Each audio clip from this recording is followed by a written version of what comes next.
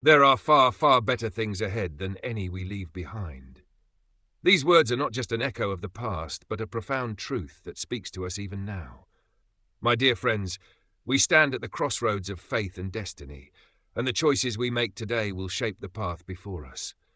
Too often we become entangled in fear, doubt, and uncertainty, forgetting that we were created for something far greater than our present struggles. What if I told you that the greatness you seek is not found in wealth, status, or the fleeting praises of men, but in a quiet, unshakable trust in the one who holds all things together?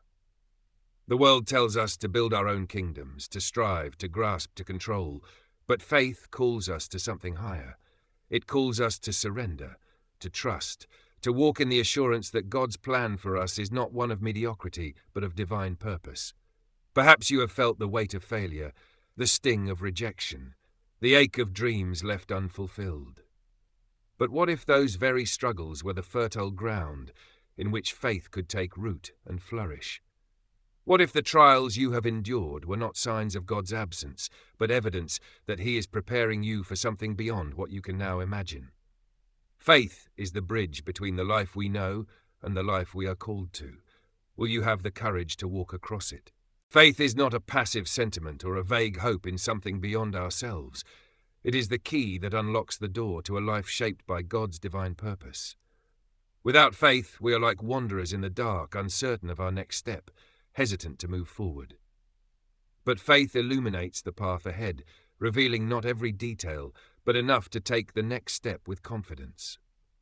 It is the steady hand that guides us through uncertainty, the unseen force that turns impossibilities into realities. Imagine standing at the edge of a vast, uncharted forest, the mist obscuring the path before you.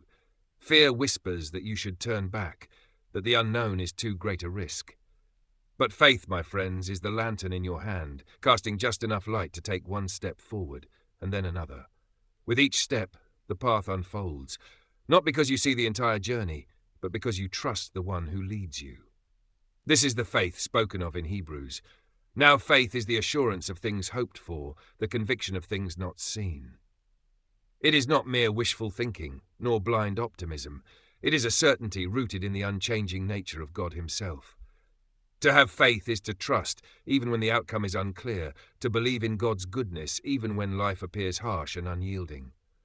Faith does not merely change our perspective, it changes our very being. It transforms fear into courage, hesitation into boldness, doubt into unshakable conviction. It plants within us the seed of divine potential, and when nurtured, that seed grows into something far greater than we could ever imagine. Jesus Himself used this very imagery. If you have faith as small as a mustard seed, you can say to this mountain, "Move from here to there," and it will move. Nothing will be impossible for you.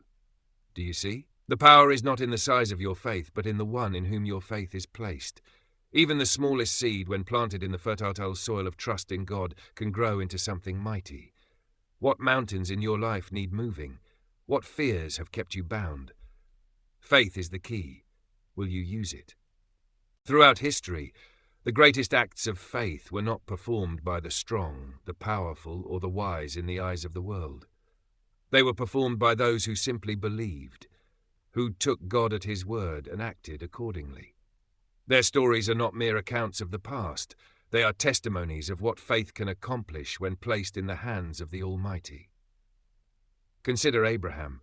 He was not a king or a warrior, yet he was called to leave everything familiar, his home, his people, his security, to journey to a land he had never seen. He was given a promise that seemed impossible, that he would be the father of many nations. He was an old man, and his wife Sarah was barren. By human logic, God's promise was absurd. But Abraham believed. He stepped forward into the unknown, trusting in the faithfulness of the one who had called him, and through his faith, the impossible became reality. His legacy still echoes through the ages. Or take David, a mere shepherd boy, standing before a giant. Goliath was armed with weapons of war, covered in impenetrable armor, a force so fearsome that even Israel's greatest soldiers trembled before him. But David did not see with the eyes of fear. He saw with the eyes of faith. "You come against me with sword and spear and javelin," he declared, "but I come against you in the name of the Lord Almighty." With nothing but a sling and a few stones, he triumphed, not because of his own strength, but because of his unwavering trust in God. And then there is Moses, a man who doubted his own abilities, who argued with God that he was not qualified.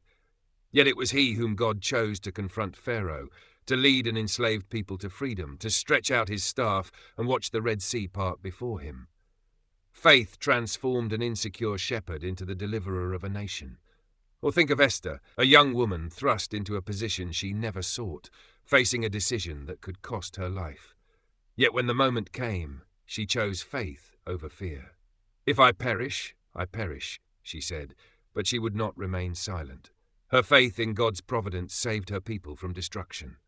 These are not just ancient tales, they are living truths, reminders that faith is never wasted, that God takes the weak and makes them strong, that he calls the ordinary and makes them extraordinary. Their faith was the bridge between obscurity and greatness. And so I ask you, what might God do with your faith? What if you, like them, dared to believe? Faith is not truly tested in times of ease and comfort. It is refined in the fire of suffering, shaped in the valley of despair, and proven in the moments when all seems lost. It is one thing to trust in God when the path is clear, when the blessings flow freely, when life unfolds as we expect. But what happens when darkness falls, when prayers seem unanswered, when pain lingers without relief? It is here, in these crucibles of suffering, that faith becomes either a fragile illusion or an unshakable foundation. I have known this firsthand. When my beloved wife Joy was diagnosed with cancer, my world trembled. I had spent a lifetime defending the goodness of God, yet in those harrowing days, I found myself wrestling with the very questions I had answered for others.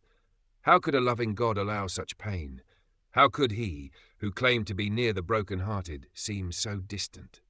I poured out my grief in a grief observed, not as a man who had lost faith, but as one struggling to comprehend its depths. And through that struggle, I learned a truth that suffering itself could not take from me. Faith does not spare us from sorrow, but it sustains us through it. The Apostle Paul knew this well. He was beaten, imprisoned, shipwrecked, and yet in his darkest moments, he declared, "I can do all things through Christ who strengthens me." This was not a boast of personal resilience, but a testimony of divine strength. Paul did not survive because he was strong, but because his faith was anchored in a God who was. Think of Job, a man stripped of all he held dear, his family, his health, his wealth. He sat in ashes, questioning, lamenting, yet refusing to curse God. In the end, his suffering was not wasted. Through it, he gained a revelation of God that he had never known before. "My ears had heard of you, but now my eyes have seen you," he confessed. His faith was deepened, not destroyed. Faith in suffering is not about suppressing grief or pretending to be unshaken. It is about clinging to the truth that God is still present, still sovereign, still working even in the darkness. It is about trusting that pain is never meaningless, that every tear is counted, that beyond the veil of suffering there is a purpose we cannot yet see. And so I ask you, when hardship comes, will your faith crumble, or will it be refined like gold? Faith is not a passive state of mind. It is not mere belief or intellectual assent. True faith moves, acts, and transforms. It is the difference between standing at the edge of the water and stepping in, between seeing the mountain and daring to climb, between knowing the truth and living by it. Faith, when genuine, does not leave us as we are. It compels us forward, pushing us beyond fear, doubt, and complacency into the very purpose for which we were created. Consider Peter. In the midst of the storm, he saw Jesus walking on the water. The wind howled, the waves threatened to consume him, but something within him stirred. He could have remained in the boat like the others, watching from a place of safety. But faith is not about safety, it is about trust. And so he stepped out. For a moment he walked, defying the laws of nature, doing what was impossible, because his faith was greater than his fear. And though he faltered, though he began to sink, Jesus was there to lift him up. This is faith. Not the absence of failure, but the courage to step out, knowing that when we fall, God's hand will catch us. Moses too could have refused his calling. When God spoke to him from the burning bush, he argued, hesitated, named every reason he was unfit. Yet faith, once awakened, does not leave us in our excuses. He stood before Pharaoh, confronted an empire, led a nation to freedom, not because he was fearless, but because his faith was greater than his self-doubt. Faith does not require perfection. It requires obedience.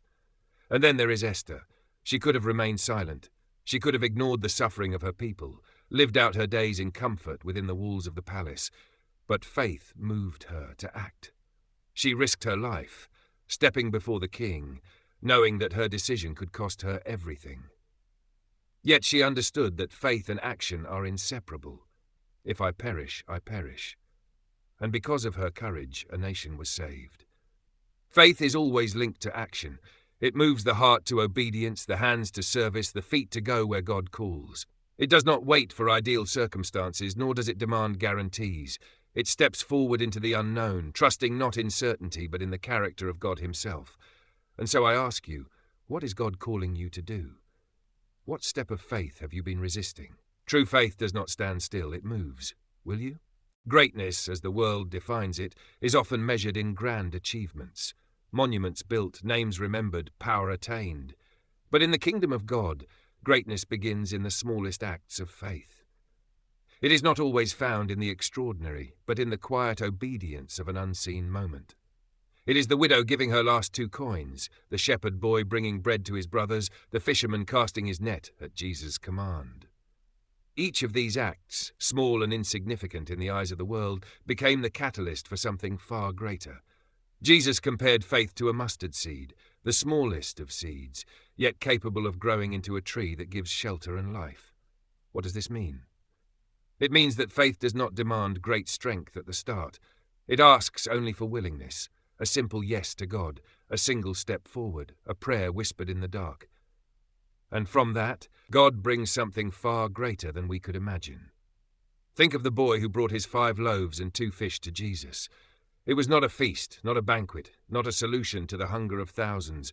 Yet in his small act of faith, his willingness to give what little he had, Jesus performed a miracle.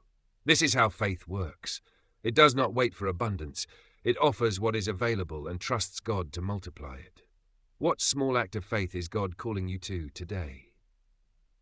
To speak a word of kindness, to forgive, to step into an opportunity that feels too big for you? The world may not notice, but heaven does.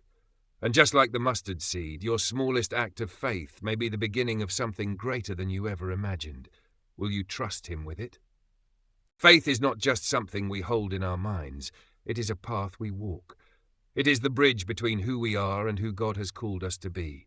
We have seen how faith transforms the ordinary into the extraordinary, how it moves mountains, how it sustains us through suffering, and how even the smallest act of trust can lead to greatness.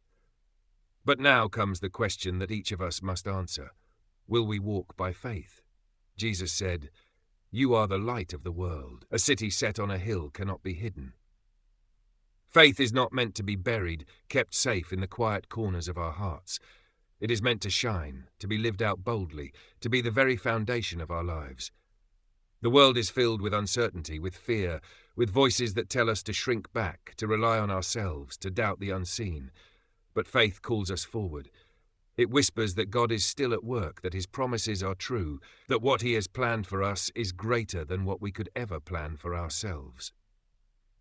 If you have felt the weight of hesitation, if fear has kept you from stepping into the life God has prepared for you, let this be the moment you decide to trust him. Not because you have all the answers, but because you know the one who does. Faith is the beginning of everything. It is the invitation to live beyond the limits of this world and into the fullness of what God has promised. Will you take the first step? Let your faith be more than a belief. Let it be the force that moves you, the light that guides you, the foundation on which you stand. Walk forward, not with fear, but with faith. The best is yet to come.